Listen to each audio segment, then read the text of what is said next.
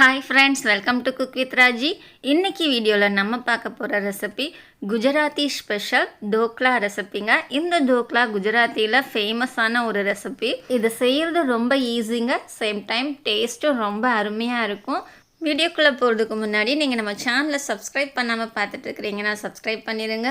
அப்புறம் வீடியோக்கு மறக்காமல் லைக் பண்ணிடுங்க. வாங்க வீடியோக்குள்ளே போகலாம்.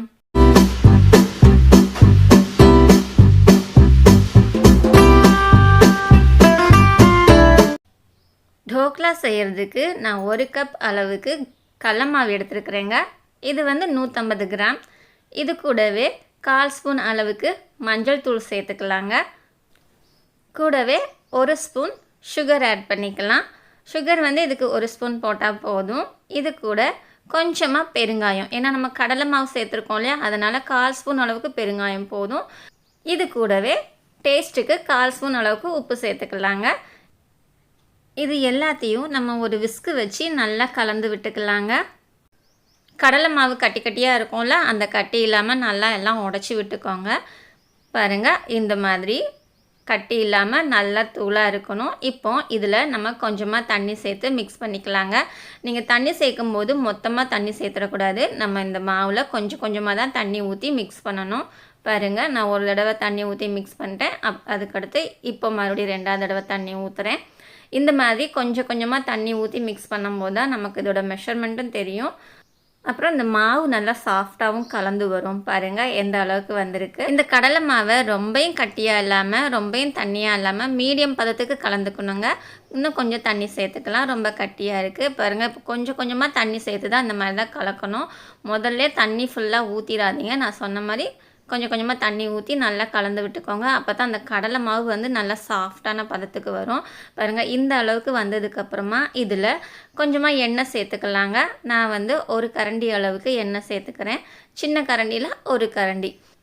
இது வாசனை இல்லாத எண்ணெய், சன்ஃப்ளவர் ஆயில் தான் நான் சேர்த்துட்ருக்கிறேன். இதுக்கு சன்ஃப்ளவர் ஆயில் தான் சேர்க்கணும். நம்ம வேறு ஏதாவது நல்லெண்ணெய் கடலெண்ணெய் சேர்த்தோன்னா அந்த எண்ணெயோட ஸ்மெல் இருந்துகிட்டே இருக்கும். அதனால் நீங்கள் இந்த மாதிரி சன்ஃப்ளவர் ஆயில் சேர்த்துக்கோங்க. சேர்த்துட்டு இதையும் நல்லா பிளெண்ட் பண்ணிக்கோங்க. அந்த எண்ணெயெல்லாம் நல்லா மாவோட நல்லா மிக்ஸ் ஆகி வரணும். எண்ணெய் சேர்த்ததுக்கப்புறமா ஒரு 2 நிமிஷம் போல் நல்லா கலந்து விடுங்க. ரொம்பவே நல்லா சாஃப்டாக வரும். இது நல்லா கலந்து விட்டதுக்கப்புறமா இதை நம்ம அப்படியே மூடி போட்டு 10 நிமிஷம் மூடி வச்சிடலாங்க. 10 நிமிஷத்துக்கு அப்புறமா நம்ம இதை ஓப்பன் பண்ணிவிட்டு இதில் ஈனோ பவுடர் சேர்த்துக்கலாங்க. இதுக்கு நான் ஒரு ஈனோ பாக்கெட் எடுத்துருக்கிறேன். இதை கட் பண்ணிவிட்டு இந்த பவுடர் ஃபுல்லாக அப்படியே நான் சேர்த்துக்கிறேன். ஈனோ போட்டு நம்ம இந்த மாவை மிக்ஸ் பண்ணும்போது நல்லா பொஸ்ஸுன்னு பொங்கி வரும். மாவும் நல்லா சாஃப்டாக வரும். ஒருவேளை உங்களுக்கு ஈனோ பவுடர் போட பிடிக்கலைன்னா நீங்கள் 1 ஸ்பூன் அளவுக்கு பேக்கிங் பவுடர் சேர்த்து மிக்ஸ் பண்ணிக்கோங்க. அதுவும் நல்லா சாஃப்டாக வரும். பாருங்கள், நான் ஈனோ போட்டதுக்கப்புறமா மிக்ஸ் பண்ணும்போது எந்த அளவுக்கு மாவு நல்லா பொஸ்ஸுன்னு பொங்கி வருது பார்த்தீங்களா? இந்த பவுடர் போடுறதுக்கு முன்னாடி மாவு எப்படி இருந்தது, இப்போ எப்படி இருக்குது? இந்த அளவுக்கு நல்லா நுரைச்சி மேலே வரைக்கும் நல்லா பொங்கி வரணுங்க. இது பொங்கி வந்ததுக்கப்புறமா நம்ம இதை ஒரு பிளேட்டில் மாற்றிக்கலாம். எந்த பிளேட்டில் இந்த மாவை ஊற்றி வைக்க போகிறோமோ அந்த பிளேட்டில் கொஞ்சமாக எண்ணெய் ஊற்றி இந்த எண்ணெயை பிளேட் ஃபுல்லாக நல்லா தடவி எடுத்துக்கலாங்க. அந்த மாதிரி தடவி எடுக்கும்போது மாவு ஊற்றும் போது நம்ம வேக வச்சுட்டு மாவு எடுக்கிறோம் இல்லையா, அந்நேரம் நல்லா ஒட்டாமல் வரும். அதனால தான் பாருங்கள், எண்ணெய் ஊற்றிட்டு இப்போ மாவெல்லாம் ஊற்றியாச்சு. மாவை ஊற்றிட்டு கடைசியில் தட்டை லைட்டாக தட்டி விடுங்க. இந்த மாதிரி தட்டி விடும்போது எல்லா பக்கமும் நல்லா ஒன்று போல் ஸ்ப்ரெட் ஆகி வரும்.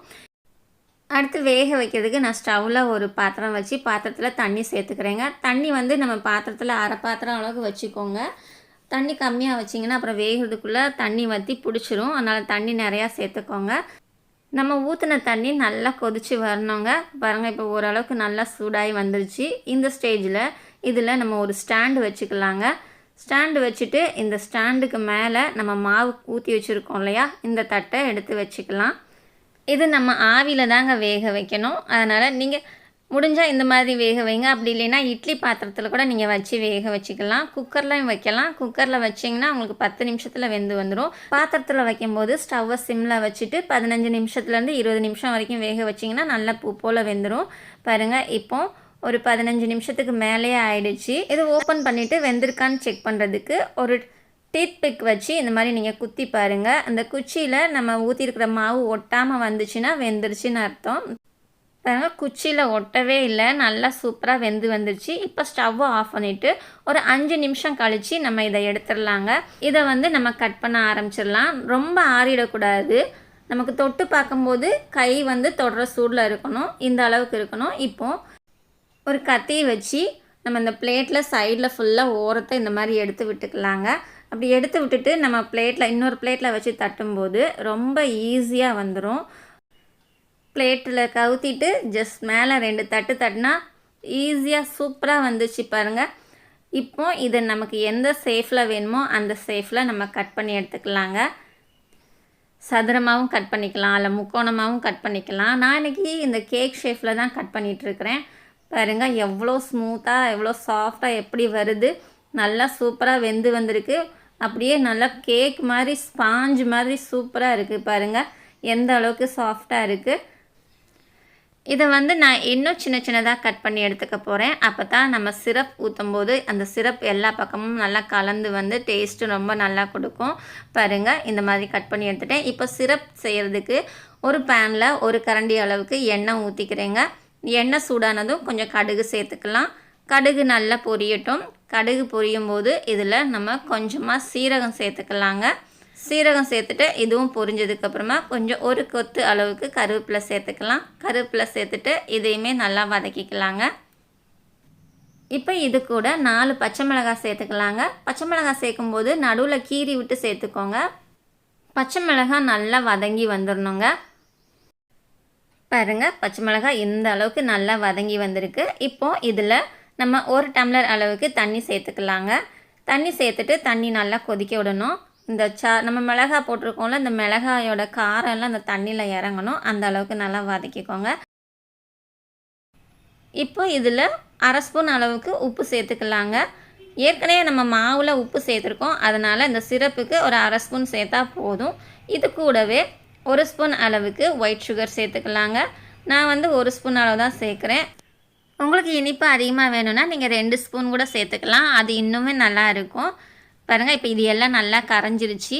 இப்போ கரைஞ்சி நல்லா கொதியும் வந்துருச்சு. இப்போ நமக்கு சிரப் வந்து ரெடி ஆயிடுச்சு. இப்போது இந்த சிரப்பில் ஒரு அரை எலுமிச்சம்பழத்தை பிழிஞ்சு விட்டுக்கலாங்க.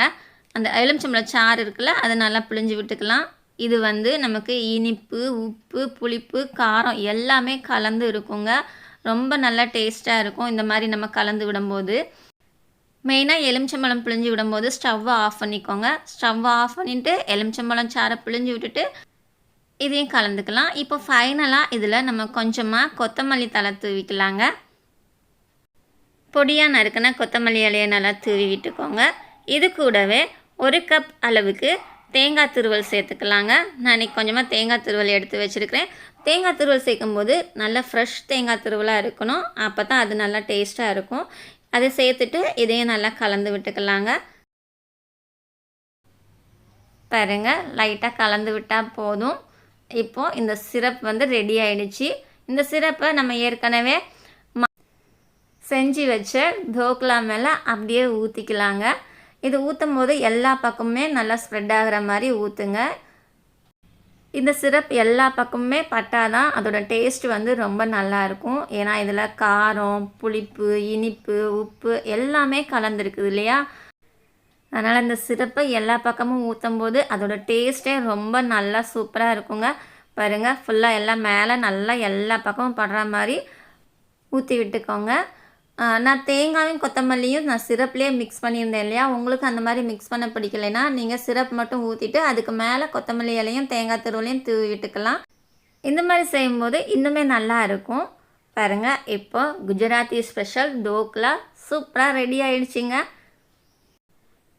பார்க்குறதுக்கே எவ்வளோ கலர்ஃபுல்லாக இருக்குது. ஃபைனலாக இது மேலே இன்னும் கொஞ்சம் தேங்காய் துருவல் தூவி விட்டுக்கலாங்க. இப்போ இதை டேஸ்ட் பண்ணி பார்த்துடலாம். உண்மைக்கே அவ்வளோ ஒரு நல்ல டேஸ்ட்டுங்க. நான் டேஸ்ட் பண்ணுறதுக்கு முன்னாடியே வீட்டில் எல்லோரும் டேஸ்ட் பண்ணி பார்த்துட்டாங்க, நல்லா சூப்பராக இருக்குன்னு சொன்னாங்க. நீங்களும் இந்த டோக்லா ரெசிப்பியை செஞ்சு பாருங்கள். உங்களுக்கு இதோட டேஸ்ட் எப்படி இருந்ததுன்னு மறக்காமல் கமெண்ட் பாக்ஸில் கமெண்ட் பண்ணுங்கள். வீடியோ பிடிச்சிருந்ததுன்னா வீடியோக்கு லைக் பண்ணிடுங்க. நம்ம சேனலை சப்ஸ்கிரைப் பண்ணாமல் பார்த்துட்ருக்கிறீங்கன்னா மறக்காமல் சப்ஸ்கிரைப் பண்ணிவிடுங்க. சமையல் எதுவானாலும் ரசித்து சமைங்க, ருசித்து சாப்பிடுங்க. மறுபடியும் அடுத்த வீடியோவில் இன்னொரு சூப்பரான ரெசிபியோட பார்க்கலாங்க. பாய்.